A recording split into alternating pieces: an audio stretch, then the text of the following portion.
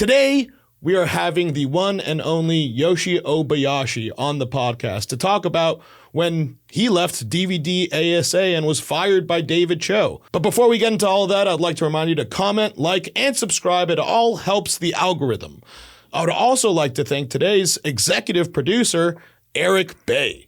If it weren't for Eric Bay and his big baller support, I'd probably be impersonating a Nigerian prince and calling all sorts of easy to influence people and tell them that, hey, I just Venmo'd you $20. And now that I see that there's a connection between the accounts, I will Venmo you $1 million next. But in order to do that, I need to build trust with you. And I need you to Venmo me $10,000. And yeah, 99% of those people are going to see right through it. But I only need a handful of those to work. And thankfully, because of Eric Bay, I don't know what that number of people is that would work. If you would like to become a big baller supporter of the show, you can go ahead and click the Patreon link in the description below. And without further ado, I'd like to say hello and thank you to my guest today, Yoshi Obayashi. Yoshi, how you doing, bud? Good, Nadav. Thanks for the invite. Yeah, thanks for coming, man. It's so funny. I feel like you and me keep on learning about each other. You've been one of the nicest people that I've come across in podcasting since the beginning of it. But I remember, and you didn't know this, that I knew this about you, but that you were on my radar for years before I physically met you at YMH. Like, I had my best friend Billy from college was super into David Choe, Thumbs Up America, Vice, and all that stuff, and introduced me to it.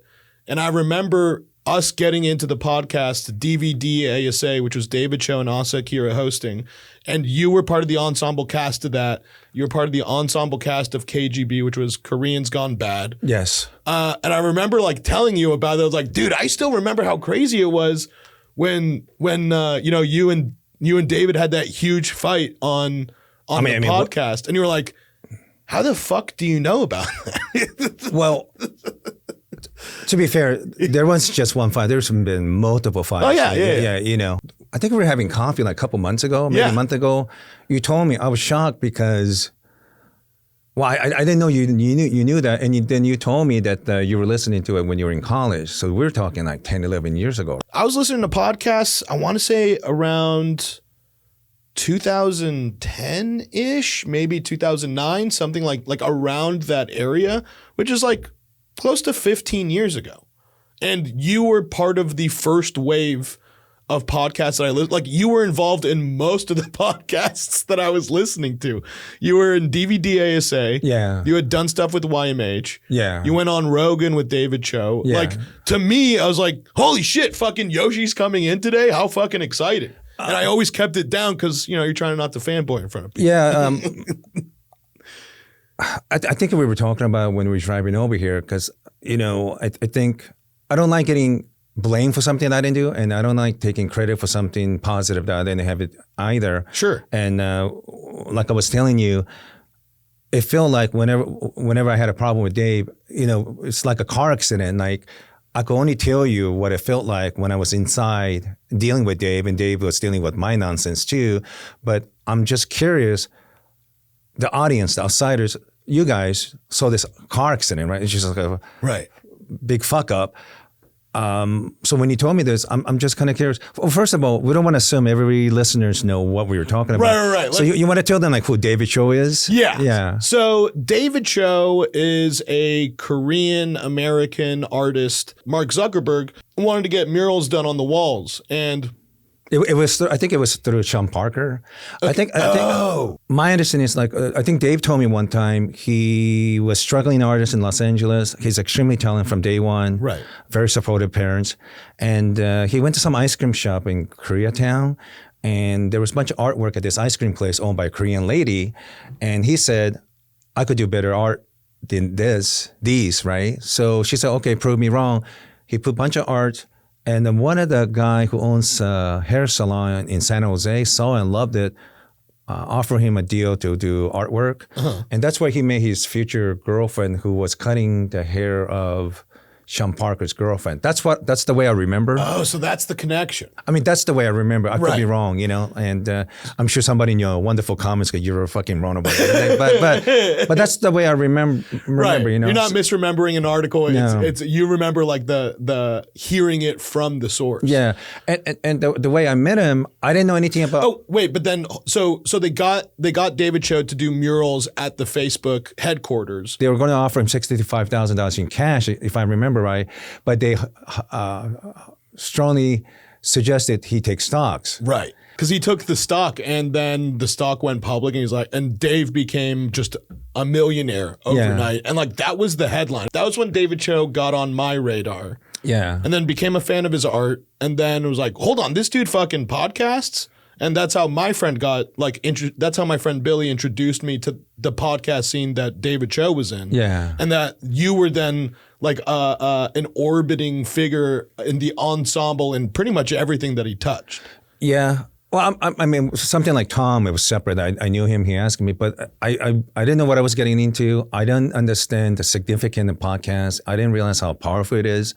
And prior to this podcast, I got along with Dave, and he even said on DVDASA to Asa that I'm like his older brother. Let's take a quick break from this episode and thank the sponsor of the show, Hims. If you're looking for a boost in the bedroom, Hims is here to help with personalized ED treatments. From chewable hard mints to Viagra and Cialis, get what you need to get it on. Everything is done online, so there are no awkward doctor's appointments or long lines. To get started, just answer a couple questions on their website, and a medical provider will determine the right treatment for you. If you're prescribed, your medication ships to you for free. Start your free online visit today at hims.com/Nadav. That's HIMS.com/NADAV for your personalized ED treatment options. hims.com/Nadav. The products mentioned are chewable compounded products which are not approved by or verified for safety or effectiveness by the FDA. Prescriptions require an online consultation with a healthcare provider who will determine if appropriate restrictions apply. See website for details and important safety information. Subscription required. Price varies based on product and subscription plan. Once again, that's hims.com/Nadav. Let's get back to the show. I mean, Dave was already rich prior to Facebook, gambling and selling his painting. Uh-huh. He was already rich. I knew him before he was famous. Let's rewind a little bit. So how did you and Dave meet? Okay, so I was watching, my biggest thing, even before like working at adult business and comedy, my number one passion is traveling. And I think I was watching something in Vice and I see like this Asian guy going to all these crazy places. And most Asian people travel in groups. It's very rare that Asians, especially back in those times, traveling by themselves in like a weird places. Are you talking about Thumbs Up America? Yeah. Mm-hmm. And which he did it with Harry Kim, another great guy, Yeah. And then I saw like, I just love that kind of stuff. I love traveling. I think that was one of the craziest fucking shows I've ever seen. Like, I think that was my first introduction to Vice. Yeah. And my buddy Billy is like, "Hey man, watch this series with me." And I'm like, "Why?" He goes, "Watch this clip." And I think they are in Mexico and they're planning to go from Mexico to like Northeast Canada, like something like that. Like they're doing some route. And they were like, to get over the Mexican border, we got all these adrenaline shots. Yes. And so they just put all these syringes like into their arm and then just started sprinting towards the border, hopping the fence, and then just running into America. And I saw that scene. I'm like, what the fuck is this? I mean, they had an episode where what is that? Those floating things you use for swimming pool? Like, in the Mississippi River. Right. And I know people from Mississippi, like, they thought they were so crazy. They most likely would have drowned, you would have gotten killed. Well, didn't they contract some sort of crazy disease or something while floating in the river? Like, aren't they like, that's one of the, like a super polluted part of the river? Yeah. But that's the least of the worries, So sometimes being stupid, it really helps, you're so ignorant, you don't even realize how much danger you're in. But so when I saw another Asian person, because most travel books, it's a perspective of like a usually heterosexual white person, a white guy, right? So there's no travel book for Asians, right? Sure. So when I saw Dave, I thought this is wonderful, this is great, and I think my standard procedure back then, because I was working at the porn company, right. Whenever I want to meet somebody or talk to somebody, I send him a box of porn. Well, he responded right away. And I also put Russell Peters' DVD. And I think, now that I think about it, he finally contacted me after he watched Russell's DVD, loved it, thought it was funny. And I told him, it's funny that you contact me now because Russell Peters in San Jose this weekend, you should go see him. So Russell actually met Dave before me. Mm-hmm. Then I think within 3, 4, 5, 6 days, he invited me to his friend Harry Kim's place, and I met him in 2007. Wow. But it was crazy from day one. And you know what's funny? I was ready to leave because where they live in this really rough area, it's kind of K-Town, East LA area. I couldn't find a parking spot, and I knew it was a bad neighborhood because they had chickens running around in the neighborhood. Oh, yeah. If I didn't find the parking spot, I would have just driven away and probably never met Joe. But like last second when he was calling, are you here? I'll find a parking spot. And I went in and I met Harry, Dave, and Harry's girlfriend at the time. That's how everything kind of started, you know? Okay. Yeah. So then how did it progress from meeting to then you're in KGB and then that evolves and then turns into like what's that path? Well, Dave could be really critical about the people that he met. But when I told him I'm ethnically Korean, growing up in Japan, all the crazy story that Tom likes, I think that was an attractive thing for him. Right. And another really interesting trivia, when Dave was arrested in Japan, on the same day, I got arrested in LAX for having a weapon in my bag. So we didn't know each other at the time, September 11, 2003. What weapon? I had a collapsible baton. Yeah. Because when I used to work in porn shop, I got assaulted. So I have like 25 stitches. So I didn't know I had a weapon in my bag. And it was a strange time because... Is it the one where you press the button and it just... Yeah. Okay. When I told stories like that, I was a little older than him, and he thought I was funny. But some things I was really crazy and wild, you know? Because how many times are you going to meet like Asian guy to stand up and work in porn company and stuff, you know? Oh, yeah. And did all kinds of weird things. Plus, you were a lot younger. You had a lot more piss and vinegar. Like everyone was the crazier version of themselves. Sure. You know, you mature and you get nicer, hopefully, throughout the years. But yeah, the younger you are, that's the craziest version of you for the most part. Yeah, and I think because I told all kinds of crazy stuff and continued to say stuff, I think he gradually felt comfortable to say terrible things to me. And sometimes when he's in anger, he'll drop that shit on me. I mean, it doesn't hurt my feelings. Like, I just don't like getting yelled at, you know? Sure. But looking back, I didn't appreciate it. But also, last 11 and a half years I haven't spoken to him, I learned a little bit more about mental illness and stuff, you know?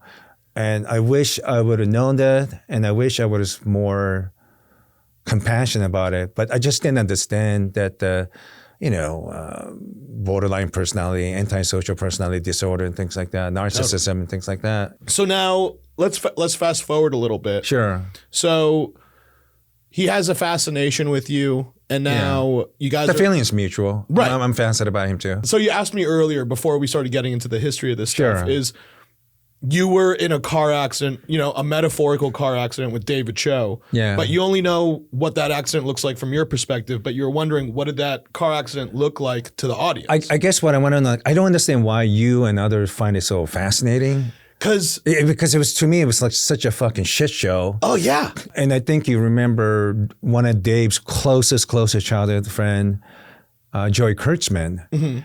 And he was a mediator between he and I, because, you know, I think Dave's parents are just a wonderful parents. They sacrifice a lot. I think they stay in the cheapest place to stay in Beverly Hills. Their kids could go to school. And if you send kids to school, you find important allies. I always say to young women, if you want to have a successful and meaningful and happy life, the number one accessory for women, young women, is gay men, because they're not going to fuck them. They know how men think, and they're wise advisor to them. You know, the having gay men for young women it's the second best thing to having a loving father. You know, that is a very interesting take. Yeah, and for me, Dave going to Beverly Hills, the number one thing for them is meeting.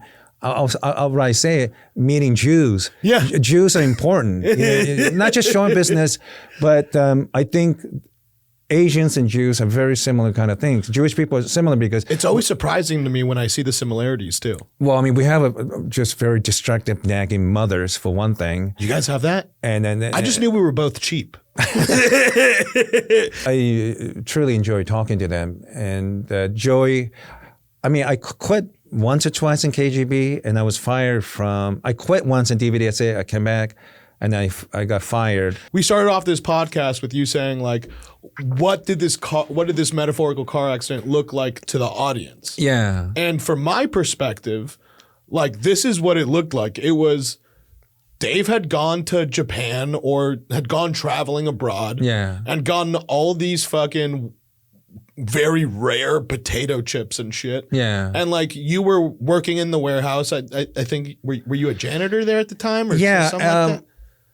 Like he gave you it was like something where it was just like, you're on the podcast, but also you're my employee. Like it was so many layers of like, you work for me type stuff. So I know that was complicated. Yeah, that really complicated thing because when you're doing KGB podcasts, I was just a friend. Right, everyone's just equal. But then those dynamics start making things super complicated. Doing favors for him. So when sometimes Choe get mad at me, his fan will like attack me. And then when I get mad at him, my fans attack. But the problem is, it's like for every one Yoshi fan, there's like 19 Choe fans. You know, it's not even like a fair ratio, you know? Yeah. And I think that's what made it so silly is that from my perspective, Dave went and like bought rare potato chips. And then overnight while you were working there, you had just run through some bags of potato chips. And it turned into a huge fucking fight. And it was crazy. I was like, is this really happening over Yoshi eating some potato chips? And like the whole entire thing was insane. Like this is what the definition of a sitcom was, or the definition of a comedy was. And it was either normal people in extraordinary situations, or extraordinary people in normal situations. Well, and it was a cross section of both of those, where it's like, is this fight really about eating potato chips? I think this is episode 10 in DVDASA. It's a hard one to find. Mm-hmm. And the fans call it the chip incident. Uh-huh. This is the Ching Chong version of Red Weddings. The Red Weddings. Okay. The Game of Thrones reference. And everybody think it was funny, but I'm getting screaming, yelled at. I don't know how long is the pod. And I knew walking in, I had a feeling like he knew what happened, and he was getting ready. So what happened was, after losing that job, and then after a few episodes, Dave and his manager decided to pay me, but I didn't have money, and sometimes I didn't have money to buy food and stuff, embarrassing, you know? Yeah, dude, it happens. I got hungry. I ate his chips. I didn't know they were significant to him, but when he called me to ask me about it, because here's a few, I understand the fans saying like, it's a personal property, you shouldn't take it. They're absolutely right. But here's my reasoning, you know, Dave has in past break into people's homes, steal food. Sometimes he stole twice in the same day, some poor working class person's home, food and things like that. Yeah. I didn't have the money, I lost a job, I was hungry. And I was embarrassed. I couldn't buy any food. And I was mopping and cleaning the warehouse. I ate the chips. So when he called me, I talked to Joey and another roommate. We should goof on him because he used to steal. The fans are right. I shouldn't have stole. Right. So when he asked me, did I eat his chips? I said, name of my podcast, Yoshi Didn't. That was the name of the podcast. I totally forgot that was your Yoshi Didn't. So when he asked, So when he asked me, did you eat my chips? I didn't say like yes or no. I didn't lie. I just said, Yoshi didn't. As a podcast, right? And he texts me like, ha ha, right?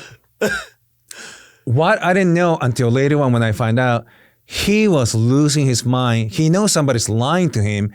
He was screaming and yelling that weekend for the janitor and Bobby, his assistant, a critter, the bodyguard, or looking all the video camera, going to the car. He was just losing his mind because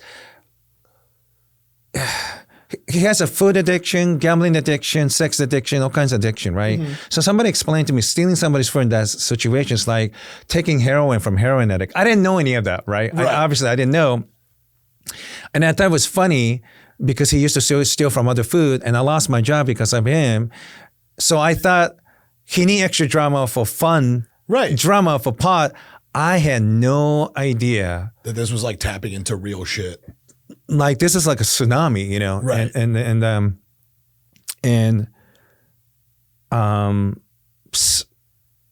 So when he asked me, even Asa was like shocked because she believed me the whole time.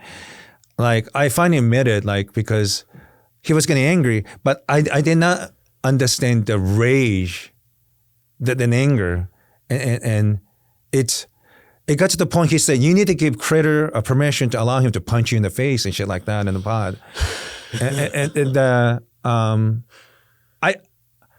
It's like those people at the beach when the tsunami hit. I've been in beach many times. What's the deal? I really didn't understand the magnitude, how serious that was. Yeah. And how mentally ill we both were. I don't know what I have. I know I have problems, but I didn't realize the magnitude. So when that thing happened, and I've had him yell at me all the fucking time. I mean, you have no idea how many times we got in fist fight at the restaurant. And fist fights?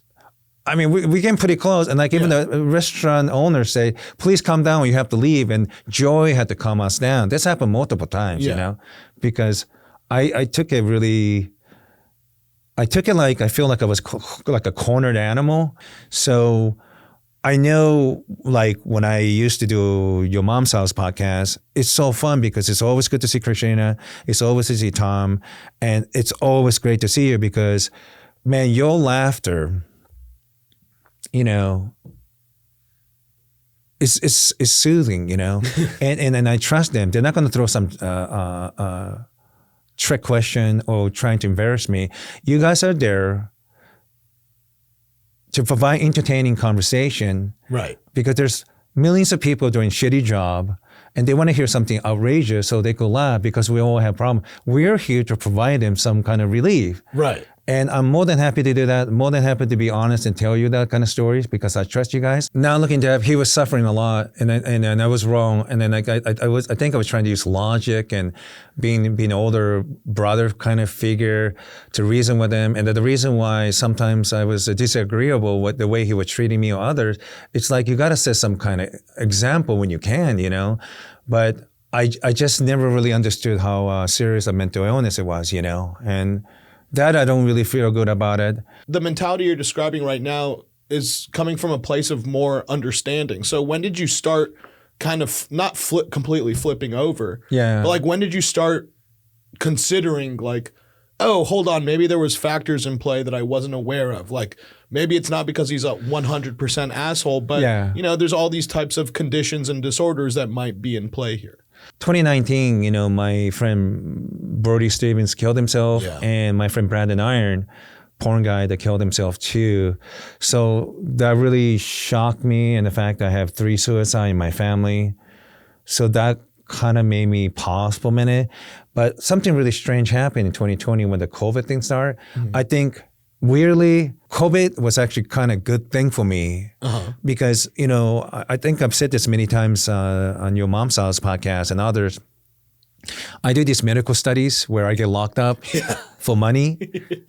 And so weirdly... Oh, give an example real quick of like a medical study that you've done. Well, like right now I'm trying to do a study in Austin. I just did a 2 screening in Austin. I just finished the second part yesterday. This study is for Alzheimer's, $11,000 for 20 days, and you get locked up, And I've done so many of these things over and over, you know, and there's people that travel to state to state, city to city, finding certain illness that they could qualify for as a healthy candidate, and they get locked up and they get X amount of money for doing that. So locked up, like in a padded room? You get locked up in a medical facility, so you're like a human guinea pig. Okay. So I've been doing this ever since I lost my job with Evil Angel. I mean, I make money doing comedy, but it's not enough to live on, you know? So I do medical stuff to supplement that. What's the interesting part of medical study, you get locked up a lot. So between 2 to 6 times a year, I get locked up in medical studies, right? For last 11, 12 years. Well, when the COVID thing happened, the whole country's locked up. Well, here's the thing. I got so used to locked up, I don't really notice the difference. Right. So during COVID time was actually a very peaceful time for me. You're like, I don't have to eat certain things, like, because you have to go into all sort of restrictions when you do these medical testings, right? And there was also a government program to provide money and things like that. So what happened was, weirdly, when everyone was suffering during COVID, it was a time of clarity and peace. And my friend Stan Chen and his wife Karen, they let me stay with them in the back house in Arizona. Mm-hmm. So I was walking like 10 miles a day in 105-degree weather. And what I was doing is I was listening to all kinds of podcast episodes where mental illness, how to live a healthy living. And also, when I was walking, I'll call a bunch of people I haven't spoken in a long, long time, you know. So it was actually kind of time for me to reflect. And every time someone said something about mental illness, I paused for a second and I thought, oh my God, this sounds like something what Dave was going through, you know.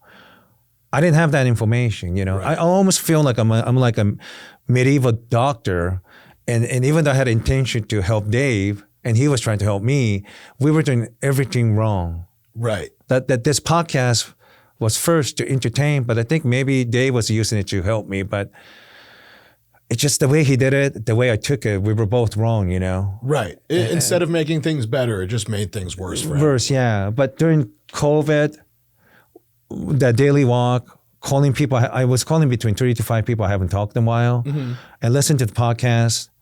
And when I was talking to Joey, because he has he was like 1 quarter away from graduating from medical school, so he know a lot of psychiatric stuff.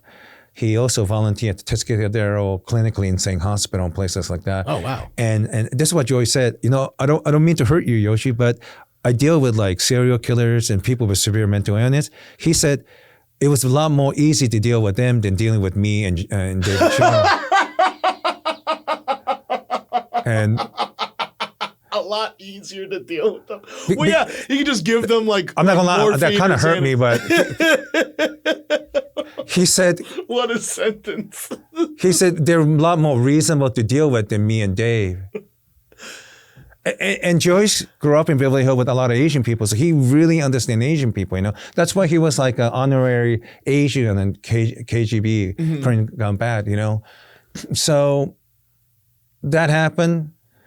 Technically, he said I could come back anytime, but when you fire me like that, I was very upset because in span of a year and a half, I got fired from 2 jobs, and both times he had something to do with it. Right. And I wasn't really dealing with mental situation well. And that was the last time I talked to him. You know, if only Dave's like, Yoshi, I know that you ate my chips. I wish you. Sorry. I wish you wouldn't have done that. He could have talked to me like a man privately. Right. But he had to make it like a public event. So right, like it could have been like a, hey, look, just so you know, I am upset about these chips. We're about to go into this recording. I'm going to go crazy. Yeah. I just want you to know, like, we've already figured this out. We've already talked about it, but like, I'm gonna go up to 11 in this podcast, and just know that it's not real. Because I've had talks like that with Tom before we go into an episode. It was fucking real, man. Yeah, it was fucking that's crazy. and so when he was getting angry, I'm just trying to calm him down. I thought I was pouring water to calm him down, but what I was doing, so I was pouring gasoline on him. And I really didn't realize how angry he was. I thought he was joking in the beginning. Right. I didn't realize. Same. Like, it's so silly. Like, hearing you say some of these sentences, like, but that's the thing, when you're working, when you're in the comedy world and you're working with artists and like just instability, there's things where you're like, this is really silly. And then you find out, like, at a moment, you're like, oh, they don't think this is as silly as I think it is. And this is actually much more real for them than it is. Yeah. Yeah. And I don't like being called thief. Yeah. Yes, I ate his chips. Right. And when he asked me, did you eat the chips? I say, Yoshi didn't. Which is hilarious. I confirmed objectively hilarious. I was joking around, but when you're a food addict, this is clearly a violation, Right. And he's worth $250 million at the time. You know how many times I've been in a hotel room in Vegas, a penthouse with him? There's literally like $500,000 there. He said, I don't give a shit if you took all the money or whatever. And he really means that. Yeah. But one time Joey ate chocolate bars belonging to Dave. He fucking lost. I thought he was joking too, but like, we thought taking his money is wrong, but we thought eating his chocolate was kind of funny. I don't know why I didn't make a connection. Because I just realized something. I saw him yell at Joey, childhood friend, over Hershey's chocolate, and like an easy to get chocolate bar. Yeah, and he was screaming, and I thought he was joking, but no, that's screaming. Just there's a pure anger, and it's one of those things where it's like a lot. I think everyone walks around with secret buttons, right? Where it's just like, hey, like, this is a very sore spot for me, and if anyone touches it, boom, all of a sudden we're in a nuclear situation. Yeah. And I think a lot of people don't know where those buttons exist for other people, and you don't know that you've pressed it until you're in the middle of a nuclear situation, Now that you've had these, I don't want to say revelations, but that you've had these thoughts that have opened up your mind to like, oh, maybe this happened because of X, Y, Z. Yeah. Do you think that you guys will ever cross paths again? Like, if he reached out to you and said, Yoshi, I miss you, I'd love to talk and catch up, would you be open to that? I don't know, but I don't think he's going to do that. Right. And it's not like a deep hatred or something. I don't think, I think he's got a wife and kids, Yeah. Different responsibilities. And I was wrong on many accounts. I think I was positive in something, but I was negative in tons of stuff too, Right. And sometimes I use this analogy, sometimes I said something during COVID politically. Some people stopped talking to me, and I don't like it. But when sometimes people stop talking to you, to me, it's like trying to renew a season of television shows. So our friendship lasted 17 seasons. Unfortunately, no syndication deal? Unfortunately, we're not going to have a season 18.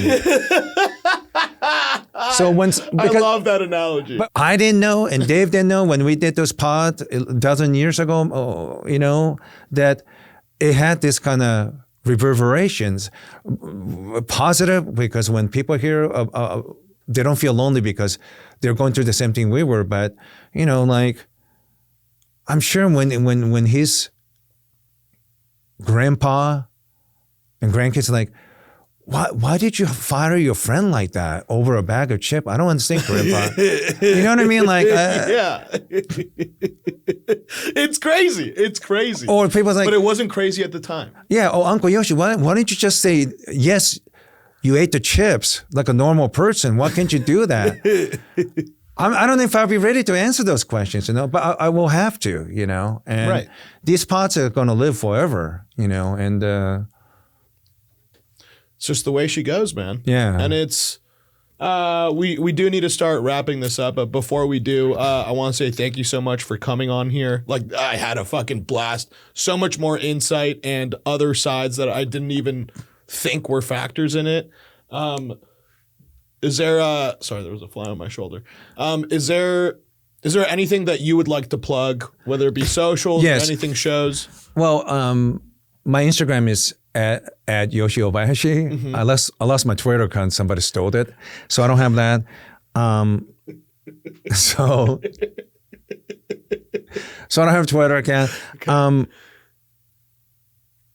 Another podcast thing I'm going to Switzerland sometime this year. Mm-hmm. My friend Harry and Christian Baker, they're comedians, but they're a podcaster. And they told me that it's not going to be an issue with this one because when you ask me a question, you let me finish. Mm-hmm. A lot of times when people ask me questions about sex or something that happened in my life, I'll start answering them and they interrupt.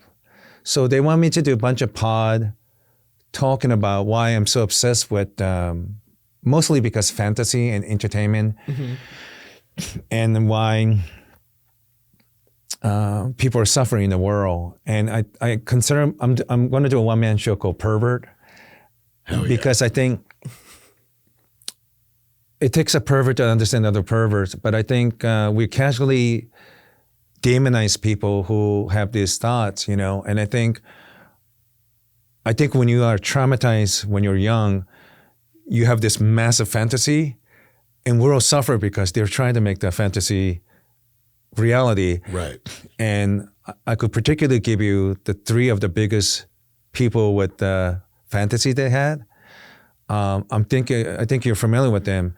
They are Hitler, Stalin, and Mao, because something traumatic happened to them, and the overwhelming, vivid fantasy that they have, whether they're sexual or otherwise, it brought a lot of trauma to the world. Yeah. And I think we have anger management, but this is something I want to focus. We should also have fantasy management, because I think someone like Dennis Rader, the BTK serial killer, he had early childhood fantasies. If they realized what kind of fantasy he was having, he clearly was mentally ill. If you help them early on with their fantasy, I think we might be able to prevent them from doing something terrible, whether they're a serial killer or serial rapist or traumatized billionaires doing all kinds of financial stuff to hurting people, i.e., Bernie Madoff types, Totally. So, inyourfacecomedy.ch. I'm doing shows and podcasts in Switzerland. So if they want to help, inyourfacecomedy.ch for Switzerland. And last one is survivorsforchange.org. My friend Kelly, who contacted me after doing the podcast you produced for Tom last year. Mm-hmm. And this organization in Chicago, they help kids who are by sports coaches. I've been working with them for last year. Oh, wow. And if you're generous, want to donate time in Chicago or money, survivorsforchange.org. It's a wonderful organization. My friend Kelly G has been very supportive of me, but I got the feeling that some of the abusers probably had terrible fantasies and they're abusing kids, Right. So I think when I talk about this, I feel really good. This is when podcasts are in forces of good. If you want to support them, please do. And I'm doing Russell Peters' show, russellpeters.com. I'll be opening for him in Spokane and Tacoma, Washington. Fuck yeah. And that's it. But please support Nadav. Every time I'm in Austin, we meet up. We have a great conversation. You taught me so much about pod.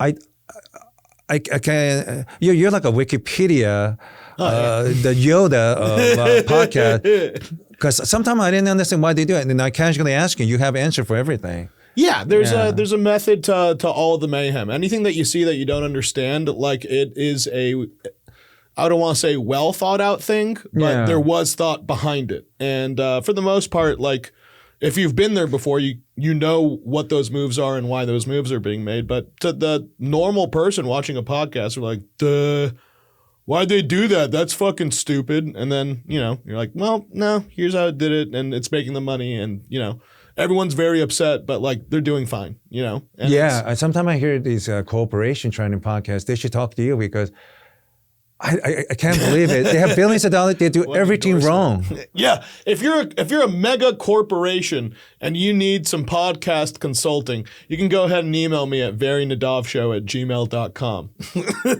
Hey man, seriously, podcast is going to change the world, hopefully for the better. and they need people like you helping them for real. Oh, because, famous last words. yes. But Yoshi, I want to say thank you for coming on. This has been such a blast. Thanks for having me on. I trusted you, and you entertain me, you educate me, and you've been very supportive. And I fucking completely forgot you were there at the Irvine show. Yeah, I did not, dude. I have a picture of you just kneeling in the dog mask, ready to go on stage. It was the funniest. I couldn't. It was a pinch me. It was my first pinch me moment in podcasting. And I think that event taught me like there's really audience. I was really stunned by it. Yeah. Thank you very much for watching this episode of Catching You Up with Nadav. I'd like to thank everyone that you're seeing on screen right now. They're all supporters of the show. Without their help week after week, it would be very difficult to put this show on. And if you'd like to become a supporter of the show, you can go ahead and click the Patreon link in the description below. And we all need a Jew or two to make a world a better place. So donate and help Nadav. This is all unconfirmed news. We'll see you guys next week.